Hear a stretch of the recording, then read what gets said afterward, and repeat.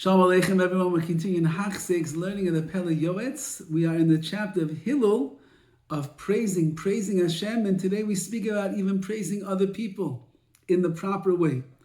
Amnan, however, when it comes to praising people, yesh v'davar somera, within the praising of others, there is a somera, turn away from evil and from bad. Kigoin, for example, it says in Mishlei, oizvei Torah, those who abandon the Torah, Yahalu Rasha, they will give praises to the Rasha, Shehu Bichlal Ra'as HaChanufa Ki Rabbihi. If you praise a Rasha, a wicked person, that's included in the prohibition of Chanufa, of flattering someone. Flattering, which you're not supposed to flatter, certainly not Rishoyim. Kakasu Basfarim Kumash Kesavnu, like it says in the Svarim HaKadoshim, and elsewhere. So to somebody who praises and lauds sheker, falsehood, even if they laud the truth, they are going to be punished, which means there's never room for chanifa, there is never room for giving somebody the words of praise and the flattery that is certainly undeserved, but even when it is deserved, we are not people that walk around and we're mechanef and we flatter people to get the things that we want. When it comes to praising the actions of tzadikim, yesh b'dav is tzad mitzvah. In that already I could say, says the Pele Yoetz, there is a bit of a mitzvah that's involved in there. Asher yishmo, because people will hear the maisim and tzaddikim, tell of the stories of tzaddikim, and you praise them. Asher yilmudu lasas k'maseh, and people will learn how to do like them. You hear an amazing, fascinating story about one of the tzaddikim, of how he treated his wife, or how he was so sensitive to another person, or how he was most nefesh even when he was tired with the clock change, to make sure that he still woke up at the right time and he learned all the learning he had to do. It's mechazik a person. And when a person gets that kind of chizuk, then they can act in that way as well. As we know, the jealousy that you have of seifrim, of Talmidei Chachamim, of tzaddikim, when you see what they accomplish, you say, you know what, I can do the same thing. The tar b'chachma will increase my own personal wisdom. So there's a benefit in telling over the stories of tzaddikim and their milas and their great traits and their successes, because it inspires other to become like them. But you still have to weigh it out on the scales. Don't do a mitzvah that's going to bring about a sin. Going, for example, Leimar, if you say the praises in front of the tzaddik, you're such a tzaddik, unbelievable, the way you daven and you do this and that and the chesed and the sheyuchalav, maybe the tzaddik will come to become a Baal Gaiva, will become a hardy.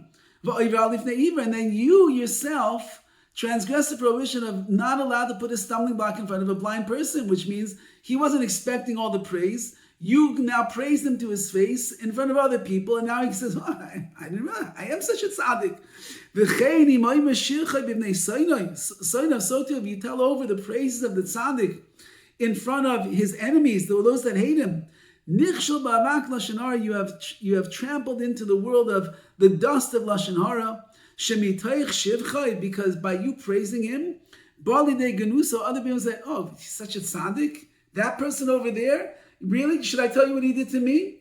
I saw him the other day doing X, Y, and Z. So you're praising him. You're trying to make people realize what a great, righteous man this is. But those that are his enemies, and you say it over in front of his enemies and people that despise him, they will find negative and nasty things to say about him.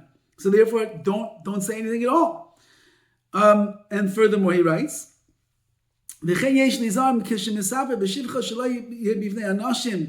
you want to tell over the praise of the tzaddik, don't say it over in front of people that they're going to put an ayin hara, they're going to put an evil eye on them because they're going to be so jealous of him. Why, this guy's such a tzaddik. Wow, look at how he davens. Look how he learns. Look how he treats his wife and his children. And look how he's makabel everything. Be'emunah shlema. Wow, what emunah. And then the person gets angry and they get jealous and they inflict the evil eye inside of him. Certainly don't cause any damages or losses to your friend as a result of the kind words you're saying about him. Like it says in the Gemara, in Mishlei. Mishlei says, if someone praises a friend with a loud voice in the morning, it's going to be considered a curse. Why? Because you're going to say, oh, this is the nicest family in the world. They have such a beautiful guest room and their food is delicious and they're always taking guests. The phone's going to ring off the hook and they can only handle so many guests. And so therefore you ended up trying to do something nice saying about them. But it turns out to be the biggest curse in the world because now there's no escape. Everyone's coming over to their house. Sometimes, says the Pele Yoetz, it's worthwhile to praise the person in front of themselves. On the good deeds that they do. Let him know the great mitzvah that he's done. And the reward he's going to receive. He'll strengthen himself in his practices, his good deeds, and he'll add even more. This is, by the way, one of the greatest things we can do for our children. When your kids do something right, be mechazik them and the things they did right. Wow, tzaddik, unbelievable. You woke up this morning. Wow, you got such good grades on your report card. Wow, you did such a nice thing to your friend. Wow, you were such a good brother. Wow, you do want to be mechazik them, to strengthen them, to keep going along in the good ways. They'll add even more.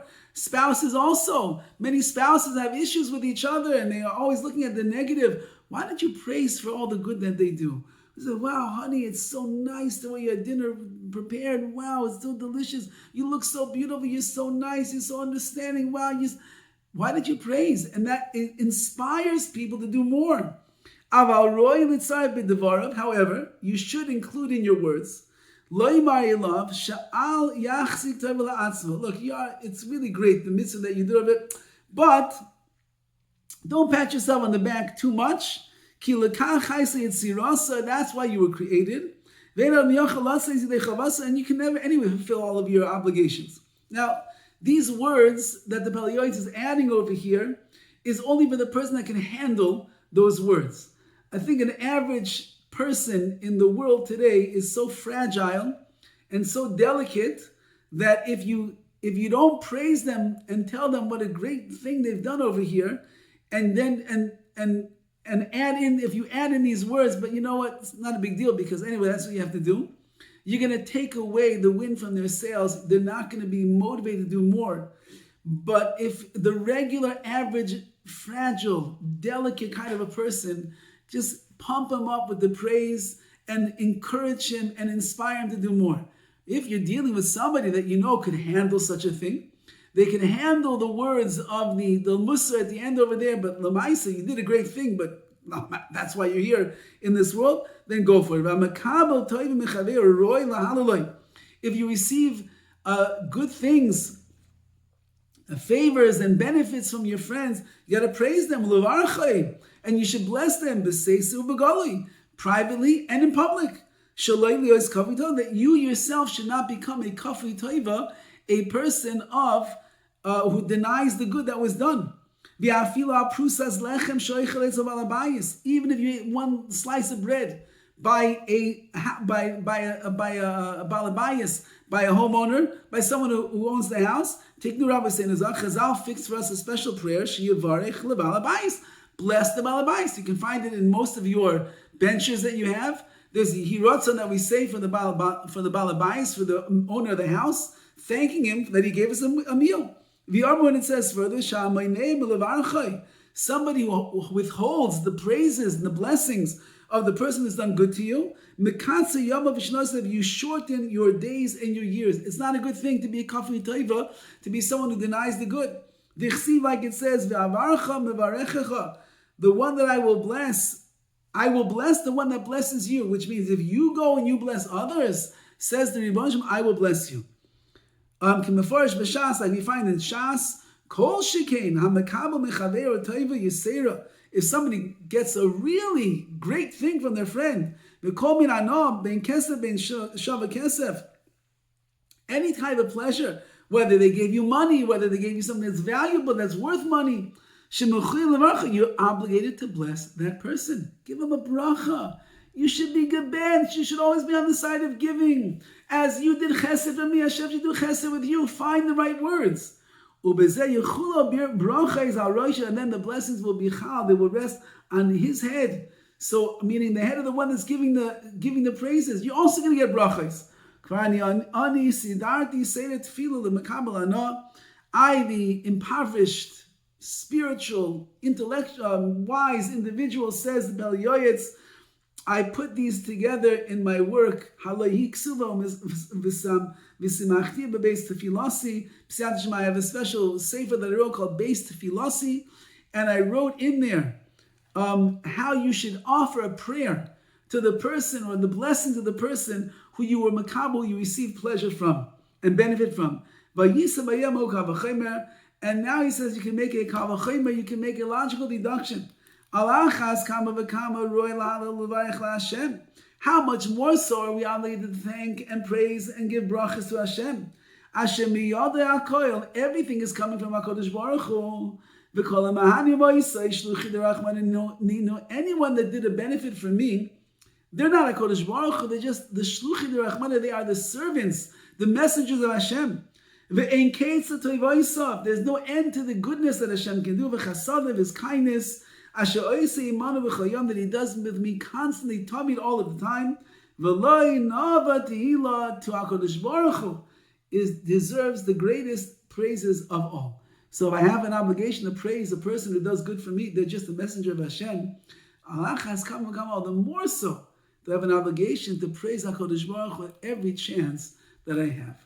And if you live a life like that, where you are constantly being gracious, you have gratitude and thankfulness and praise to Hashem and blessing HaKadosh Baruch Hu and everything that's going on in your life, you're going to be the happiest person around, because you'll realize everything that you have in your life, everything is the chesed from the Rabbi Shalom, and you can thank Hashem literally for everything. As Pele Yoetz writes, even in the difficult times and the suffering and the pain, thank you, Hashem, that you made me from those that are you machiach, that you love, and you're willing to address here in this world. You're saving me the reward, the ultimate for the world to come. I'm not from the ones that you despise and you look down upon, and you give us the Ferrari in this world, and in the world to come, there's going to be, it's going to be a nightmare.